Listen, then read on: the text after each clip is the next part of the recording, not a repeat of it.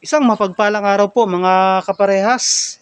Biglaan po tayong nabisita dito po sa tahanan ni Sir Boji Dominic Reyes. Ito pong taong ito ay kilalang talaga namang napakabait, masayahin, palabiro, talagang magaling makisama sa kanyang mga kabarangay. At siya din po pala ay lalahok bilang barangay kagawad dito po sa Barangay Kupang.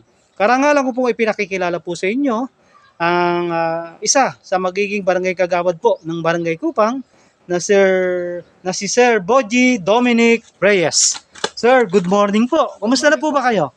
Ito, magandang umaga sa inyo lahat. Ay, okay naman. Sir, mukhang masayang-masaya ka ngayon ah. Ano po ba ang ating pinagkakaabalahan ngayon? Sa ngayon madami. Una sa lahat yung hanap buhay. Kasi nangongontrata.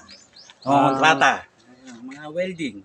Yun, linawin po natin ha, hindi contractor ng ghost project ha. Hindi. Yung mga bahay. Sa mga maliliit ang bahay lang. Hanap buhay. Hindi po milyonan ano. Ay, hindi po. Lang, kumbaga pangtagpo sa pampamilya, panggastos ng pamilya. Hindi po ito yung mga kontratang mga ghost project Hindi. na mga small time, lang tayo. Small time contractor. Sa bahay lang po ito. Para lang po sa mga manonood po natin, sino po ba si Sir Dominic Reyes? Kung ako itatanungin, ako simpleng tao lang din naman eh. Kumbaga, ako talaga tiga masagana. Nakapag-asawa ako ng tiga Kupang. Kaya dito na ako na-firm sa Kupang. Yun lang. Matagal na po kayong taga Kupang? Kung tutuusin, halos 18 years. Pero sa 18 years na yon, bata pa lang ako, kilala na ako dito. Dito na po kayo. Kilala na din yung pangalang Boji. Kilala na din ako dito. Kasi madami tayong kaibigan dito eh. Maraming kaibigan. Opo. Balita po namin lalaho ka pala sa pagka-barangay kagawad. Ayun. Ano po ba yung naiisip nyo na dapat bigyan ng priority sa ating barangay? Kasi totoo naman, kaya first time kong sasabak dito sa lalaban sa pagiging kagawad. Kaya naman ako sumama dito kasi kumbaga gusto ko din suportahan yung adhikain ng aming kapitan, yung lalahok na kapitan ngayon, na si Cap Eliboy Roque. Gusto ko siyang suportahan. Kung ano man yung kanyang mga kagustuhan, masamahan ko. Isa ako sa magiging tulay niya.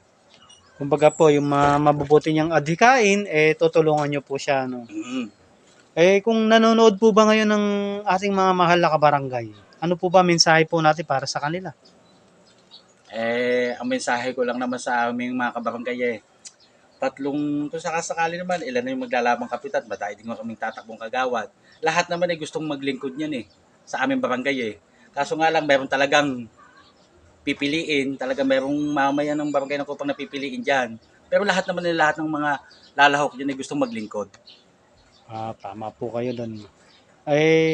Kung sakali po ba, na bigyan po kayo ng pagkakataon ng ating mahal na kabarangay na ihalal bilang barangay kagawad, kayo po ba maglilingkod o sila maglilingkod sa inyo? Yun naman, sa iyon, kung sakasakali, ako ang maglilingkod.